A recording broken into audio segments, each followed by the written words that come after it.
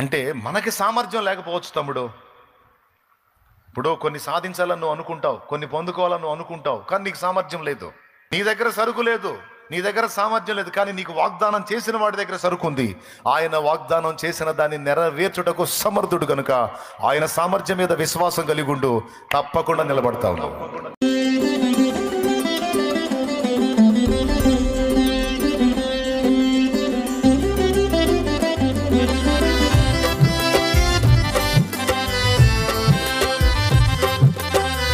కానీ దేవుడు చూపించేటువంటి కళ 2 సార్లు రెట్టించబడింది అంటే తప్పకుండా దానికోసం ప్రార్థన చేయమని దేవుడు సంకేతాలు ఇస్తున్నట్టు.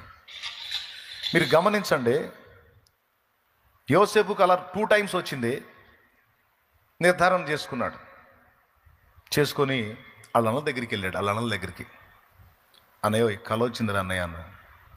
అరే వీడికి కళ వచ్చిందంట, రండి రా, వీడికి అదే పని రండి. అందరు రౌండ్ వేశారు. మరే మనం పనులు కడతాం కదా పొలంలో పనులు, ఆ పనులు 11 కనపడుతుంది అన్న, చుట్టూ రౌండ్గా. వాటి మధ్యలో ఒక చిన్న పన కనపడుతుంది అన్న. ఆ చిన్న పన ఏమో నిలబడి ఉంది, చుట్టూ ఉన్న 11 పనులేమో ఈ చిన్న పనికి సాష్టాంగ పడుతున్నాయి అన్నాడు. వాళ్ళకి సగం అర్థమైపోయింది. కళ చెప్పే అర్థం కూడా చెప్పురా అన్నారు. అర్థమేముందన్నా, నిలబడ్డ చిన్న పన నేను, ఆ సాష్టాంగ పనులన్నీ మీరన్నా. ఎరా పెద్ద చిన్న గౌరవం కూడా లేదా? పెద్ద చిన్న గౌరవం కూడా లేదా? అంటే ఏందిరా నీ ఉద్దేశం? అంటే నీ కళలు ఏంటి? మేము నీ కాలు మొక్కాలనే? కళలు గనవాకురు అంటాం కదా మనం. కొంతమందికి వార్నింగ్ ఇచ్చేటప్పుడు ఇలా ఇలా ఇలా ఇలా చేయాలి, ఇలా ఇలా జరిగిద్దంటే హలో కళలు గనవాకు, పళ్ళు రాలుతాయి అంటాం కదా మనం సహజంగా వాడుక. అట్లాగా డోస్ ఇచ్చారు, కళలు కనటం మానేరా, అవి కళలు రాయి జరగవు అన్నా. నా ఊహా ప్రపంచంలోంచి వచ్చిందైతే జరగదన్నా, కానీ పక్కాగా నాకు దాన్ని చూపించింది దేవుడు. నాకు దాన్ని ఇచ్చింది దేవుడు. ఒకసారి కాదను, 2 సార్లు రెట్టించాడు. వాళ్ళ మనసులో పడింది, అది వాళ్ళ మనసులో పడింది. వాళ్ళు దూరానికి అడవికి పోయి గొర్రెలు మేపడానికి పోతే వాళ్ళ నాన్న యోసేపుని పంపించాడు. అన్నల్ని పలకరించిరాయా, ఇలా ఎట్లున్నారో చూసిరా, ఈ ఆహార పదార్థాలు ఇచ్చిరా అని పంపిస్తే పోతే అల్లంత దూరంలో తమ్ముడు వస్తుంటే ఆ తమ్ముడిని చూసి వాళ్ళు ఏమని మాట్లాడుకున్నారో తెలుసా? ఇదిగో ఈ కలలు గను వాడు వచ్చుచున్నాడు, వాడిని నీళ్లు లేని గోతిలో చంపి పడేద్దాం, వాని కలలేమవుతాయో చూద్దామన్నారు. ఆ మాట రాయబడి ఉంది, వాని కలలేమగునో చూద్దాము అనే మాట రాస్తుంది. అంటే వాళ్ళ మనసులో యోసేపు చెప్పిన కళ ఉంది, వాడికి మనం సాష్టాంగ పడతామంట. పగటి కళలు అంటున్నాడు పనికి మల్లుడు. అన్ని చంపి పడేసామంటే ఆడి కళలేమవుతాయో, అవి ఎట్లా నెరవేరుతాయో చూద్దాం. అదిగో వస్తున్నాడు, ఆ కళలు గనేవాడు వస్తున్నాడు. అతను టైట్లే ఇచ్చారు, యోసేపు కాదు, కళలు గనేవాడు. ఈరోజు నువ్వు కూడా కొన్ని దర్శనాలను చూస్తున్నప్పుడు, కొన్ని విషయాలు దేవుడు నీకు చూపించి కొన్ని సంగతులు నీతో మాట్లాడుతున్నప్పుడు, నిన్ను గురించి కూడా కొంతమంది ఎగతాళిగా మాట్లాడుతుండొచ్చు, హేళనగా మాట్లాడుతుండొచ్చు. కానీ అవి దేవుడు చూపించేవైతే తప్పకుండా దేవుడు తన మాట చొప్పున నెరవేరుస్తాడు.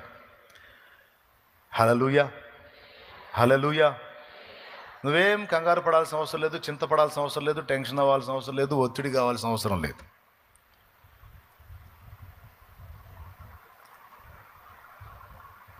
కానీ పరిస్థితి చూడండి మీరు, యోసేపుకు వచ్చిన కళ వేరు, యోసేపుకు జరుగుతున్న పరిస్థితులు వేరు. అన్నలు సాష్టాంగ పడతారన్నది దర్శనం, కానీ అన్నలు పట్టుకొని తంతున్నారు. అంతేకాదు, అతని ప్రాణం తీయటానికి ప్రయత్నించారు, అతని చావు గోతులోకి నెట్టేశారు, మళ్ళీ బయటికి తీసి అమ్మేశారు. ఇప్పుడు చూడండి, స్వప్నంలో వాగ్దానం ఇచ్చాడు కదా, ఆ వాగ్దానం ఏమైంది? ఇచ్చిన వాగ్దానం ఒకటైతే జరుగుతున్న పరిస్థితులు ఇంకొకటి. ఇచ్చిన వాగ్దానం ఒకటైతే జరుగుతున్న పరిస్థితులు ఇంకొకటి. ఇలా జరుగుతున్నప్పుడు కూడా కొంతమందికి ఆశ్చర్యం కలిగింది. దేవా, నాకు ప్రామిస్ చేసింది ఏంటి? నువ్వు నాకు వాగ్దానం చేసింది ఏంటి? నాకు మాట ఇచ్చింది ఏంటి, జరుగుతుంది ఏంటి. దేవునికి స్తోత్రం కలుగును గాక. దేవుడు మౌనం. దేవుడు మౌనం. ఎందుకని వాగ్దానాలు నెరవేరలేదు? కొన్నిసార్లు ఎందుకు వాగ్దానాలు రివర్స్ అయిపోయి వాగ్దానాలకి భిన్నమైన పరిస్థితులు మనల్ని చుట్టుముడతాయి? ఇది మనం తెలుసుకోవాల్సిన సబ్జెక్ట్. వాగ్దానాలు మనం స్వతంత్రించుకోకపోవడానికి మొదటి కారణం చెప్తున్నాను. వాగ్దానాలు, దేవుడి వాగ్దానాలు స్వస్థతను గురించి కావచ్చు, సమృద్ధిని గురించి కావచ్చు, ఏమంటే శత్రు భయాన్ని గురించి కావచ్చు, మానసిక రుగ్మతలను గురించి కావచ్చు, ఆత్మీయ జీవితానికి సంబంధించి కావచ్చు, శరీర జీవితానికి సంబంధించి కావచ్చు, దేనికి సంబంధించిన వాగ్దానాలు నీకున్న అవి నెరవేరకపోవడానికి మొట్టమొదటి కారణం అవిశ్వాసం. అది అక్కడ రాస్తుంది. రోమాపత్రిక 4వ అధ్యాయములో 20వ వచనం చూడండి. 9వ వచనం నుంచి చూడొచ్చు. అతడు విశ్వాసమందు బలహీనుడు కాక రమారమి 100 వయస్సు గలవాడై ఉండి అప్పటికి తన శరీరము మృతతుల్యమైనట్టును, ఆయన భార్య శారా ఆమె గర్భం కూడా మృతతుల్యమైనట్టును ఆలోచించను గాని అవిశ్వాసం వల్ల దేవుని వాగ్దానమును గురించి సందేహింపక. దేవుడిచ్చిన వాగ్దానాలు నెరవేరతాయి అనేది విశ్వసించిన వాడి విషయంలో దేవుడికి సంతోషం.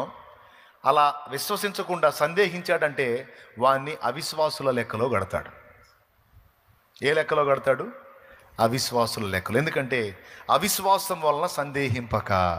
అంటే సందేహం ఎందువల్ల వచ్చింది? అవిశ్వాసాన్ని బట్టి సందేహం వచ్చింది. విశ్వాసం గలవాడికి సందేహం ఉండదు. సందేహం ఎందుకు వచ్చింది అంటే అవిశ్వాసాన్ని బట్టి వచ్చింది.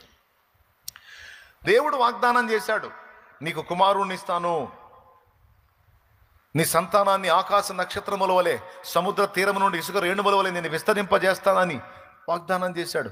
నీ సంతానము ద్వారా భూలోకములోని సకల వంశములు ఆశీర్వదించబడతాయని వాగ్దానం చేశాడు. కానీ వాగ్దానం ఒక రకంగా ఉంది, వీళ్ళ శరీర ఆకారాలు ఒక రకంగా ఉన్నాయి. వీళ్ళ శరీరాల పరిస్థితి చూస్తే సంతానాన్ని కనేటట్లేదు. వీళ్ళు కాటికి పోయేటట్టు వీళ్ళ శరీర స్థితి మృతతుల్యమైనట్టు, అంటే మరణకరమైన స్థితికి ఉన్నట్టు.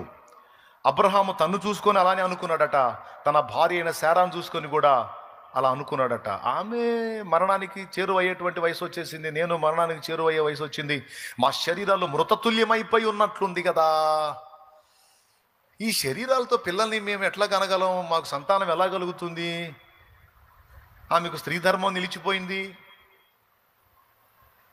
స్త్రీ ధర్మం నిలిచిపోయిన స్త్రీ సంతానోత్పత్తికి పనికిరాదు, ఇది ఎలా జరిగిద్ది అని ఆలోచించాడు. సైంటిఫిక్గా చూసినా సామాజికంగా చూసినా ఇది అసంభవమే. అయినా అది దేవుని వాక్యం. అయినా అవిశ్వాసమును బట్టి సందేహింపక, వాగ్దానము చేసిన వాడు తాను చేసిన వాగ్దానాన్ని నెరవేర్చుటకు సమర్థుడు అని నమ్మాడట. దేవునికి స్తోత్రం కలుగును గాక. వాగ్దానం చేసిన వాడు వాగ్దానాన్ని నెరవేర్చడానికి సమర్థుడు. ఆమెన్. మాకు లేదు సామర్థ్యం, నా భార్యకు లేదు సామర్థ్యం, బిడ్డని కని పాలిచ్చి పెంచే సామర్థ్యం లేదు, అయిపోయింది, స్త్రీ ధర్మం నిలిచిపోయింది. లెక్క ప్రకారం, లోక ప్రకారం అది అసంభవం. మాకు లేదు సామర్థ్యం, కానీ మాకు వాగ్దానం చేశాడే, ఒట్టు పెట్టాడే, ఆయనకుంది సామర్థ్యం, ఆయన సమర్థుడు. కాబట్టి నేను ఆయన నమ్ముతా, నేను డౌట్ పెట్టుకోను అని విశ్వాసాన్ని బట్టి 100 సంవత్సరాల వయసులో కొడుకును కన్నాడు. అంతేనా? ఇసాకు పుట్టిన తర్వాత కూడా కేతురాన్ చేసుకొని మళ్ళా సంతానానికి అన్నాడు. అసలు 100 ఏళ్ల టైంలోనే అయిపోయిందిరా మన కథ, క్లైమాక్స్కి వచ్చింది అనుకున్న స్థితిలో ఉన్నోడు శారాను పంపించి, అంటే పైకి అయిపోయిన తర్వాత కేతురాన్ చేసుకున్నాడుగా, చేసుకుని మళ్ళీ పిల్లల్ని కన్నాడుగా, అదో గుంపైంది. అంటే అలాగ చేసిన వాడెవరు అంటే మనకి సామర్థ్యం లేకపోవచ్చు తమ్ముడు. ఇప్పుడు కొన్ని సాధించాలని నువ్వు అనుకుంటావు, కొన్ని పొందుకోవాలని నువ్వు అనుకుంటావు, కానీ నీకు సామర్థ్యం లేదు, భౌతికంగాను ఆత్మీయంగాను కూడా. ఆత్మీయ జీవితంలో పవిత్రంగా నిలబడాలి, పరిశుద్ధంగా నిలబడాలి, దేవుని కొరకు నీతిగా నిలబడాలి, నీతి ఫలం ఫలించాలని నువ్వు ఆశిస్తావు. కానీ నీకు సామర్థ్యం లేదు. కానీ నేను నిలబెడతాను అని ఆయన వాగ్దానం చేశాడు. నీ దగ్గర సరుకు లేదు, నీ దగ్గర సామర్థ్యం లేదు, కానీ నీకు వాగ్దానం చేసిన వాడి దగ్గర సరుకు ఉంది. ఆయన వాగ్దానం చేసిన దాన్ని నెరవేర్చుటకు సమర్థుడు కనుక ఆయన సామర్థ్యం మీద విశ్వాసం కలిగి ఉండు, తప్పకుండా నిలబడతావు. ఈరోజు కాకపోతే రేపు, రేపు కాకపోతే ఇంకా 10 రోజులకి, 10 నెలలకైనా సరే నువ్వు ఆశించినటువంటి ఆత్మీయ అంతస్తులోకి నిన్ను నా తండ్రి చేరుస్తాడు.